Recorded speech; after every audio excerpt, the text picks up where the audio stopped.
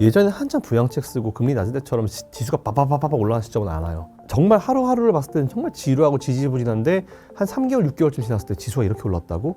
딱 이런 식이 될 거거든요. 근데 제가 이 똑같은 얘기를 올해 1월 달에 했었어요. 근데 지금 그렇게 되고 있잖아요. 감히 한번 좀 예상을 한번 해보자면은 올해 한 3분기, 4분기 전에는 늦어서 4분기에는 지난 21년도 고점을 다 돌파해버리지 않을까. 양쪽 지수가 모두 그렇게 생각하고 있습니다.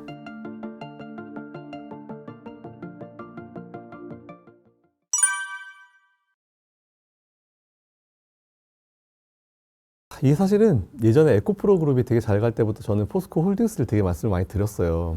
재작년? 한 2, 3년 전 여름부터 이제 그때도 환경방송에서도 여름에 포스코 얘기했다가 뭐 한참 이제 너나 사라 이런 얘기 되게 많이 듣던 시기여가지고 포스코 홀딩스 하면은 한경에 살 때 나오면은 포스코 홀딩스 하면 저한테 물어봐요 이렇게. 그래서 포스코 홀딩스는 의견을 많이 내려왔는데 여전히 좋게 보고 있어요. 여전히 좋게 보고 있는데 사실 포스코 홀딩스는 단기적으로 봤을 때는 원래 회장이 없었잖아요. 이제 대표 회장이 없어서 회장이 바뀌는 시점이었죠. 바뀌는 시점이었기 때문에 새로 되는 회장에 대해서 이분이 어떤 성향을 가진 분인지, 그래서 사실 포스코 홀딩스 회장을 선출함에 있어서 되게 많은 후보군들이 있었는데 그 중에 뭐 2차전지 배터리 쪽에 사장 하셨던 분도 있었고 되게 많았거든요. 근데 결국은 되신 분을 보니까 철강 쪽 포스코 내부의 인사가 됐더라고요. 물론 이제 여러 가지 막 찬반론이 있긴 있는데 저는 오히려 어떻게 보면은 지금 이게 아무리 회장이 바뀌었다 하더라도 포스코 그룹 자체가 지금 2차전지나 이쪽 소재나 이쪽에 엄청나게 좀 투자하고 있고 계속 지금 그쪽을 새로운 어떤 포트폴리오, 사업 포트폴리오로 삼고 있기 때문에 회장이 바뀌었는데 그 사람이 자기 사기업이 아니니까 그걸 다 접을 수는 없어요. 그러니까 어쨌든 포스코는 원래 근간이 철강이기 때문에 철강이 워낙 잘하고 있잖아요. 뭐 꾸준히 하고 있고 지금은 엔저를 등여업은 일본의 철강사들한테 조금 밀리고 있긴 하죠. 근데 그건 어쩔 수 없고 근데 그것도 사실 조만간 아마 일본이 초저금리를 포기를 하고 이제 금리를 다시 올려버리게 되면은 그때 엔저가 사실 그렇게 길게 남았다라고 보이지 않기 때문에 그 시점 되게 되면 이제 우리나라 철강도 일본산에 비해서 상대적으로 좀 좋은 모습을 보일 거예요. 근데 그동안 문제가 뭐였냐면 일본산은 퀄리티가 되게 좋았는데 너무 비쌌고 우리나라도 퀄리티가 괜찮은데 상대적으로 가격이 괜찮았기 때문에 우리나라 게 많이 썼거든요. 근데 엔저를 등에 업어버리니까 일본산 철강이 확 잘 팔린 건데 엔저 사라지면 그거 다시 원상복귀 되겠죠? 우리나라는 가지고 있는 철강의 최고의 장점이 적시성이에요. 그러니까 언제까지 철강 줘 이러면은 정확하게 맞춰서 주거든요. 근데 그게 아마 그 장점이 부각이 되면서 올라올 수 있을 거라 보고 있어서 지금까지 그룹을 이끄는 상황을 보면은 어쨌든 철강 위주로 탄탄하게 잘 해놓고 그러니까 대표가 그렇게 맡아놓고 2차전지 쪽에 외부 인사라든지 관련 직원들을 많이 좀 모집을 하면서 2차전지 쪽에 투자는 계속 진행을 할 겁니다.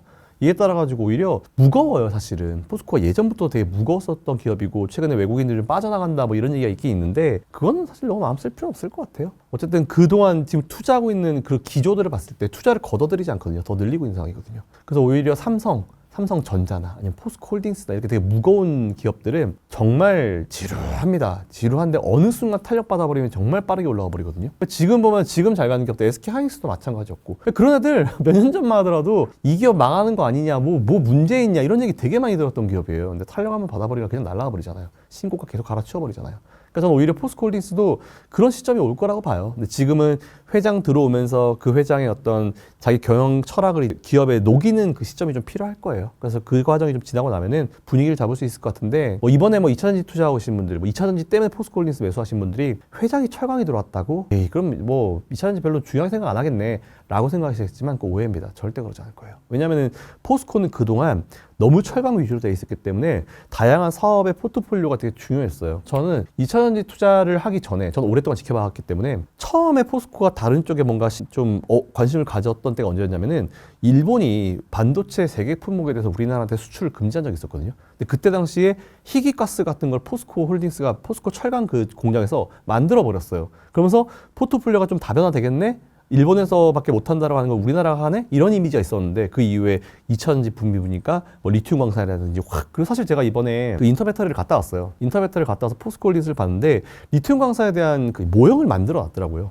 광산에서 어떻게 채취돼서 뭐 어떻게 해서 염수를 뭐 어떤 방식으로 증발시키는 방식이 있는데 우리는 뭐 다른 방식 이런 걸 하더라고요. 그래서 거기 있는 부장님한테 여쭤보고 왔는데 어쨌든 그런 투자들이 계속 이어지고 있는 부분이고 이게 미래 성장 산업으로 보이기 때문에 포스코는 절대 그 포기하지 않을 겁니다. 오히려 더 투자를 많이 하고 있고 철강은 잘하고 있기 때문에 적절한 투자만 하면 되는 건데 이미 잘하고 있기 때문에 근데 이쪽은 돈을 좀 많이 부을 거다라고 볼 수밖에 없죠, 사실은. 그래서 오히려 저는 2차전지 투자하신 분들 회장이 아무리 뭐 철강통이 들어왔다 하더라도 너무 앞서실 필요 없다는 말씀드리고 그대로 홀딩 유지 말씀드리겠습니다.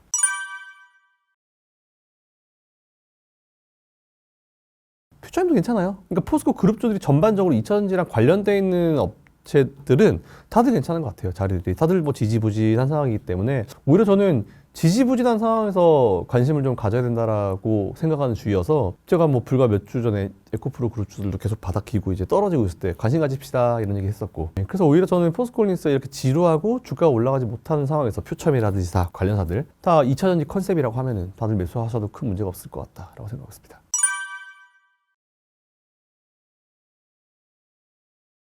그렇죠. 왜냐하면 최근에 우리나라 그 밸류 프로그램 자체가 지주사 쪽에 이제 집중이 좀 많이 돼요. 그 지주사가 그래서 두산 같은 기업들도 한번 좀 빵 떴거든요. 그래서 오히려 포스코홀딩스도 뭐 다른 이슈가 있긴 하지. 여러 가지 뭐 사실 모든 기업이 좋은 이슈만 있을 수는 없어요. 좋은 이슈가 예를 들어서 100개 중에 좋은 이슈가 90개고 안 좋은 이슈가 10개인데 그럼 당연히 좋은 거만 부각을 받아야 되는데 때가 이쪽으로 뭔가 시선이 오면은 10개가 부각이 되는 게 어쩔 수 없는 주식 시장이거든요. 근데 전 지금이 그런 시점이라 보고 있어가지고 뭐 너무 마음 쓰실 필요 없다라고 보고 있고, 전체적인 기업들 중에 좀 가벼운 거 하고 싶으신 분들은 퓨처엠도 괜찮고, 아니면 저는 뭐 홀딩스를 예전부터 계속 말씀을 드려왔기 때문에 그 의견은 그대로 그냥 유지하는 걸로 하겠습니다.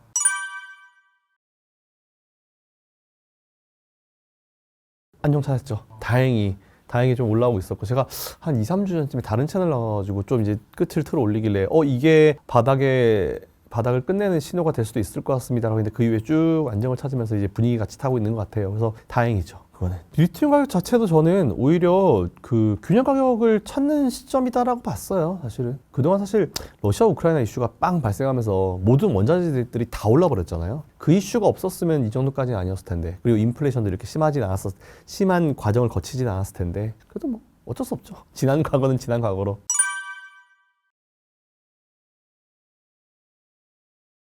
그럼요. 오늘 빠지는 건 FOMC. 어제 미 증시도 끝이 좀 지지부진했거든요. FOMC 결과가 오늘 내리니까 지금 또 보니까 6월달 금리 인하 가능성이 휙 줄었더라고요. 그러니까 저는 계속 7월 얘기를 하고 있었거든요. 예, 1월달에 12월 FOMC 의사록이 나오면서 그 의사록을 보니까 이거는 올 상반기 할 가능성 없고, 저는 오히려 작년 12월 FOMC 의사록 나오기 전에는 올해 금리 인하 하려나? 굳이? 라는 생각을 했었어요. 경제 상황이 워낙 좋기 때문에.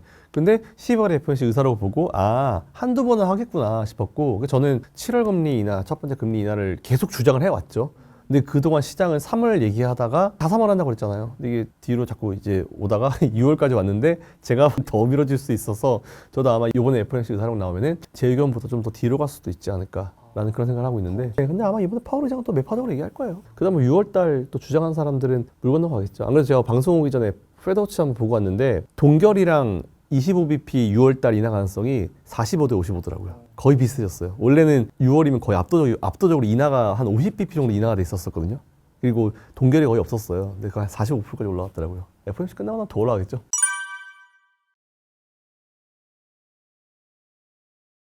저는 2번이요. 7월, 12월. 왜냐면 11월 달에 못하고 대선이 있으니까, 대선 하루 전이면 들이잖아요. 못 건드릴 거고. 12월 달에는 대통령이 정해졌으니까 누가 되더라도 이제 한번 부양책 한번 쓰려고 노력할 거고. 그쵸? 원래 다 정치적으로 하는 거니까. 그리고 그 전에 7월과 그 11월 사이에는 조금 부담스럽지 않을까. 뭔가 경제 지표가 크게 확 급변하지 않는 이상 부담스러워가지고, 지금 상황에서는 이제 조금 최근에 보니까 조금 이제 고용 이제 실업률도 조금 올라가긴 하더라고요. 그래서 아마 연준도 계속 보고 있는 것 같은데, 지금 시장에서는 뭐 원래 올 초만 하더라도 한 달, 2달 전만 하더라도 올해 뭐 6번 막 이런 얘기 했잖아요. 그래서 전 그거 보고 미쳤다고 그랬어요. 무슨 말도 안 6번이면은 올해 한두 번 빼고 다 한다는 얘기인데, 그건 진짜 말도 안 되는 소리고. 제가 그때 이제 했던 얘기가 있죠. 분석을 해서 알려줘야지 왜 자기들 바램을 얘기하고 있는지 모르겠다고.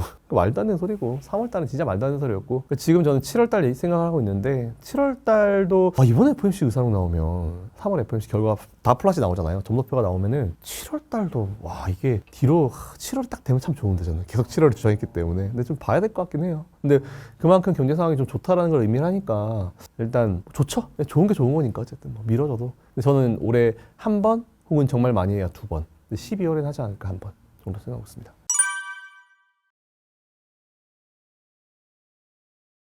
저는 최근에 또 모 채널에서 이제 방송을 하면서 3,000포인트 그냥 넘어갈 거다라고 말씀드렸어요. 그러니까 올해 지난 2021년이었나? 그때 고점 도전할 것 같아요. 우리나라 시장이. 지금 근데 보면은 알아두셔야 될 게, 예전에 한참 부양책 쓰고 금리 낮을 때처럼 지수가 빠바바바바 올라가는 시점은 안 와요. 그러니까 정말 하루하루를 봤을 때는 정말 지루하고 지지부진한데 한 3개월, 6개월쯤 지났을 때 지수가 이렇게 올랐다고? 딱 이런 식이 될 거거든요. 근데 제가 이 똑같은 얘기를 올해 1월 달도 했었어요. 근데 지금 그렇게 되고 있잖아요. 코스피 코스닥 계속 올라오고 있잖아요.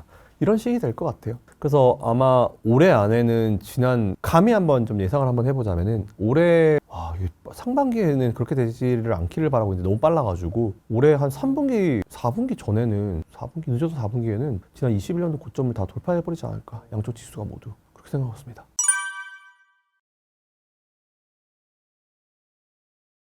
반도체 2차전지 나이스하죠. 저는 오히려 반도체 투자하고 계신 분들은 반도체가 주도가 돼야 돼 이렇게 생각하시는데 주도가 하나는 별로 안 좋아요. 왜냐하면 주도 하나면 걔가 달릴 때는 달리다가 걔가 깨져버리면 지수가 완전 깨져버리거든요. 두세 개가 있어야 돼요. 제일 좋은 거 딱 두세 업종이 돌아가면서 이제 주도를 바톤 터치를 하면서 이제 주도에서 지수를 끌어줘야지. 하나의 업종이 올라가면은 그 업종에 대해서 조금 안 좋은 소식이 오면은 우리나라 지수가 망가져요. 그러니까 우리나라가 예전부터 문제가 뭐냐면 가볍다라는 이미지를 많이 준 게 너무 테마 느낌이 강해요. 우리나라는 코스닥 같은 경우 예전에는 뭐 바이오 아무 상관없는 바이오주 뭐 셀트리온 하나 좀 밀려버리면 나머지 뭐 아무 상관없는 기업들 위아더월드 하면 손잡고 다 떨어지잖아요. 그러니까 이거는 정상적인 시장은 아니에요. 워낙 바이오가 우리나라 코스닥을 이끌었기 때문에 그런 건데, 그러니까 저는 오히려 지금 시장에서는 바이오 좋게 보고 있어요. 지금 오히려 바이오는 괜찮게 보고 삼성바이오로직스를 포함해서 오늘 방송에서 또 얘기하고 갔는데 삼성바이오로직스는 가격이 너무 높아. 그러면 개인들이 투자하기 좀 어려울 것 같아. 그럼 저는 그래? 내가 삼성바이오로직스 CEO로 하면은 난 스플릿 한번 생각해 볼 것 같아.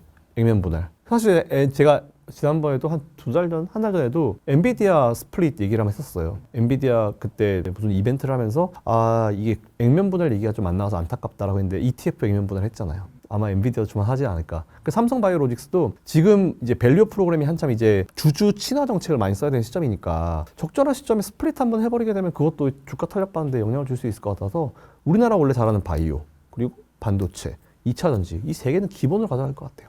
얘네들이 돌아가면서 이제 움직이는데 바이오는 코스닥 쪽의 느낌이 강하기 때문에 물론 코스피로 넘어온 기업도 있긴 있지만 좀 잘하는 기업들, 실적 잘 내는 기업들 위주로 해서 좀 잘 돌아가지 않을까 싶습니다. 그러니까 저는 우리나라 시장 전체가 다 좋길 바라지 한 업종이 우리나라를 대표하면 건강한 시장은 아니라 봐요. 2차전지는 되게 좋아하긴 좋아합니다. 미래라고 봐요, 사실 저는.